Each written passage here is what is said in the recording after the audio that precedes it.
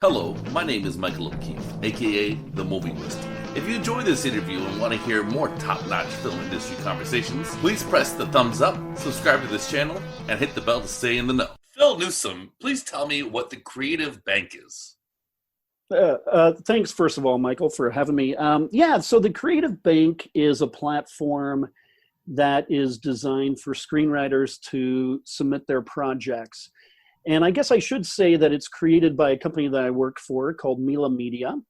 And we have been around for about 3 years, and we're based in New York City. And we constantly look on the Creative Bank for projects that we could potentially produce. And we also have partners and producing partners throughout the world, really, that scour the site looking for IP, whether that's, feature films, television shows on the scripted and the unscripted side.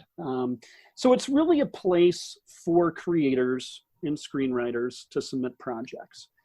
We have found the reason why we created this platform is because basically, we're filmmakers ourselves, and we have found frustration throughout the industry in different areas.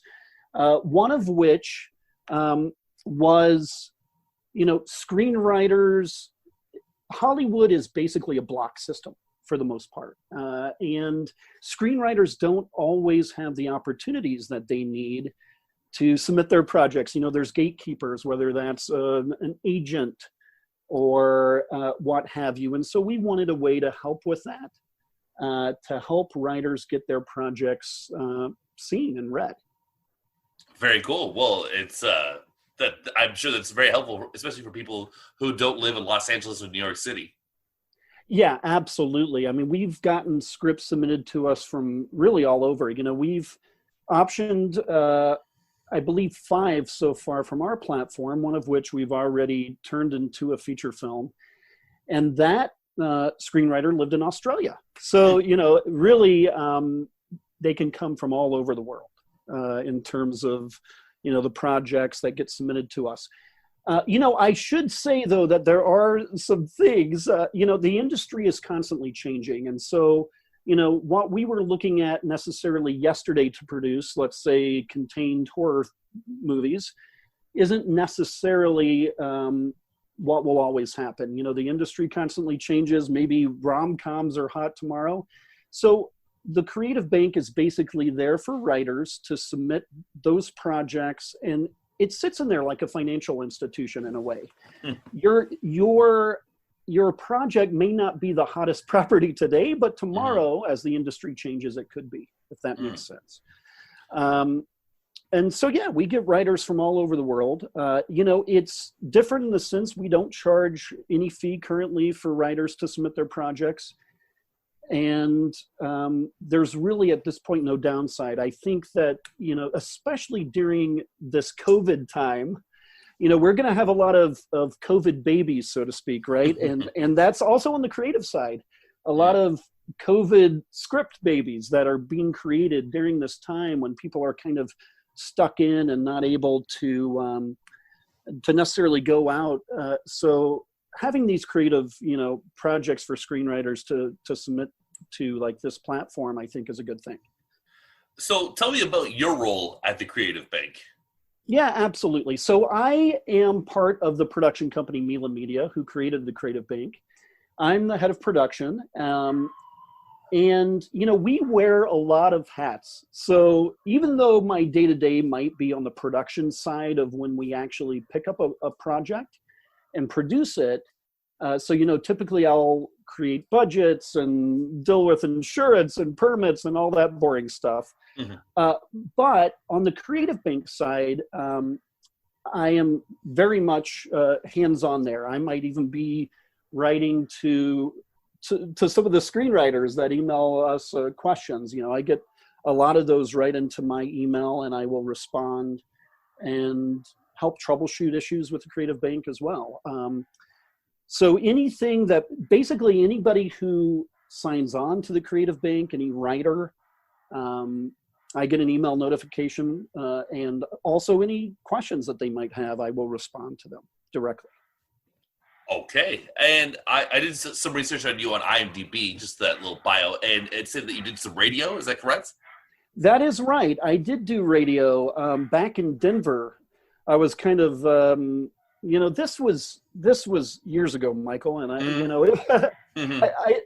the beautiful thing about radio is obviously that you can look anyway, dress anyway, and Right. sound anyway, and sound differently. But Yeah. I loved radio. I worked at a top 40 station in Denver, and also kind of an easy listening Mm-hmm. station, the easy listening sounds of the Rockies. So there you go. But that was definitely many moons ago. How did you transition though from radio into production? Oh, that's a great question. I was always involved in what I guess I will call the performing arts. So I started out as an actor. I did a lot of theater and was on stage, and it seemed to me radio was a natural progression. In high school, they started bringing me up to the football like booth, and I would call some games. I would basically say quarterback, keeper on the right side or whatever. Right. So I was like the guy over the football stadium speakers, and so it really started my kind of interest in radio, and with my performing arts background as an actor, it seemed like a natural fit for me. So I really enjoyed that for quite some time, and then acting started taking over, and then from there it was just producing. I kind of got the bug to be a producer, and have never looked back, and have never wanted to really perform or be in the spotlight since. Interesting. Just because I'm doing a radio show. I've been doing a radio show in Ottawa, Ontario, about movies for 4 years now, going on 5. And I'm also a writer. So I just like hearing how the segue sort of stuff. We always encourage writers to not just submit their first draft of a project. As you know, with the craft of screenwriting, it definitely takes time to get a screenplay to the point where probably industry people should be looking at it. Right.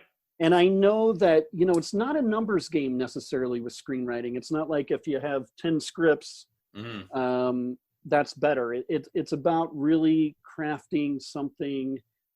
And it's hard, right, to describe what that means and how the crafting process of screenwriting should look and work, because everybody has their own different mandates and their own things that they look at.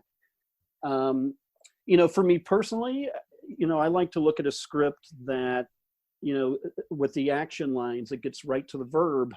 With the dialogues, there are definitely differences in terms of characters, and things just pop off the page. It's not, it's not a novel, right? You're not needing to write tons of paragraphs. You get in, you're very descriptive, one, two words, and typically, and it's good. So, I do encourage people to come after it's been developed a little more, after your screenplay is, you've done a few drafts on it, you've gotten some industry insight, and then submit it, because sometimes it's hard to get, if someone reads your script, sometimes it's difficult to get them to look at it again, so always just be developing the craft. And that's why, again, during this kind of COVID situation, it's really the best time for writers to do that. Well, that's great advice. Do you recommend a lookbook?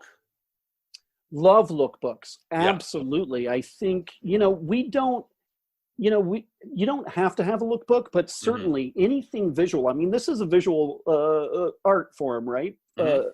So anything visual that can help tell that story on the page. A lot of us in the industry, we're very busy. We have short attention spans even. So a lookbook that can grab our attention might actually help us look, at your first 10, 20 pages and then figure out if we want to continue reading. So certainly it is a good tool to have. So one thing that people should keep in mind with the Creative Bank is producers can't just access all your stuff immediately. They have to get a little taste, and descriptions are very important. So can you outline it a little bit more thoroughly and explain to writers how their IP will be safe? Absolutely. So first of all, it's creativebank.org is the website. You sign on. You have to register to our secure site, first of all, before you can submit a project. So you create an ID and a password. And then what happens basically is, just like with most companies, you can't pitch a project until you sign a release form with us. And that is just an industry standard. Mm-hmm. Because there are so many projects that are similar. If you've written a cabin in the woods horror script, but I've been submitted 10 other cabin in the woods horror scripts, and we end up producing one, basically you have to sign these release forms. It's a clause that happens with industry. It protects us, it protects the writer as well. So you submit, so basically you sign on, you sign a release and you submit your project. Through that, though, there is a questionnaire. It's basically, you've got to create a log line, a synopsis. You can add attachments, like you said. You can add your lookbook. You can add a script. You can add any other additional, whether it's an outline. And I should say that it's not just, it doesn't necessarily have to be a completed script. We do prefer completed scripts submitted to us, but it could be a treatment or something like that. I will also say that we absolutely recommend that everything that you submit is copywritten. That is really what protects you. The copywritten, that IP, it's your property. And that's the other thing. When you submit to us, we basically recommend that you still shop it around. It's not like you only submit it to us and you just wait until you hear back. Like, submit it to as many places as you possibly can.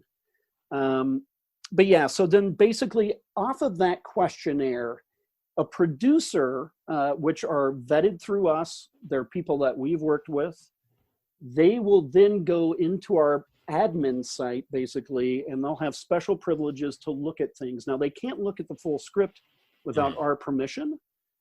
So in other words, if you are a producer in Canada and you said, you know what, I was looking on your site and I like the log line for, whatever,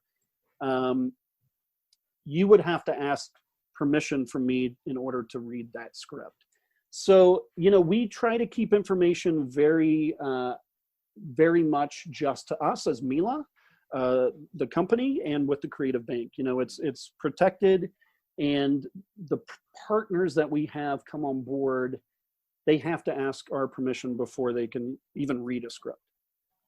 So that's kind of, if that makes sense, that's kind of the inner workings, both for the screenwriter and for, producer on the admin side. Excellent. As a producer, what are common errors you see in scripts that can be avoided very easily? Yeah, that's a great question. To me, it is, probably the easiest one to avoid is formatting issues. There are, you'll see something that's either spaced wrong or doesn't have interior, exterior, doesn't, things that are basically screenwriter 101. Yeah. That are easily avoidable. But the other thing is also the craft. I mean, there's this old saying of like, you want half the white space as you do ink on the page. And to me, that actually is kind of true. I mean, again, it kind of goes back to not having a novel. You want the words to jump off the page. Too many words sometimes can get in the way. And so just visually, a screenplay has a visual kind of art form to it as well, and that's the craft. And so those are things, the formatting and I've gotten scripts in so many different ways in Word docs and all of this. But I definitely recommend, obviously the kind of standard, and there's ways to Google, obviously, the proper formatting. There's screenwriting tools like Final Draft and all of those that can help. Well, Phil, thank you so much. This is very helpful information. And I hope you have a good coronavirus season, or, you take care of yourself. I have just one more question. Absolutely. writers can be very sensitive people. In fact, I think they're all very sensitive people. I don't believe that. No, I'm just kidding. Yes, of course. Yeah, that's artists in general, right? Yeah. And as a producer, you're there to offer constructive criticism, because obviously it would only help for them to succeed. So when you say something critical to them, it's nothing personal. It's only for their growth.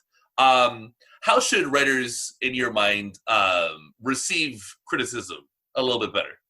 Yeah, I mean, it is a sensitive topic, and I think there are writers of various levels. Right. Writers that are starting out, that are just beginning, and then writers obviously that are a little more advanced. I always try to start with the positive things in a script first when I'm giving any feedback. Really enjoyed the environment or enjoyed the characters or whatever. I don't know that there's, I guess me in general, I'm always about just keeping things positive, not being a jerk to people and trying to say things in the right way. I get it. Look, I was an actor. I was, we're all filmmakers in at the Creative Bank, and we understand that, we have these projects that mean a lot to us, and it is sensitive. So we just always try to approach it as, here's how we can do better. And better in the sense of how to sell it or what a partner might want. If we just change X, Y, Z, they want to relook at it. They want to re-examine it. I mean, that happens to us a lot. We have a script that's been circulating with all of the big players, the Netflixes, the Hulus and stuff that we've been pitching. And, we just heard back from a really big company they said, we really like the script, but X, Y, Z needs to happen. So we have a call set up with the writer on Monday to kind of go over those notes and to talk about it. So I think, there's a business side of screenwriting as well, that hopefully writers will understand that, we're not trying to give feedback just to be jerks or anything, that sometimes it's so that we can all grow together in this and hopefully sell their script or make it a reality. All right. Well, thank you very much for your time, Phil. Well, thank you. I really appreciate it.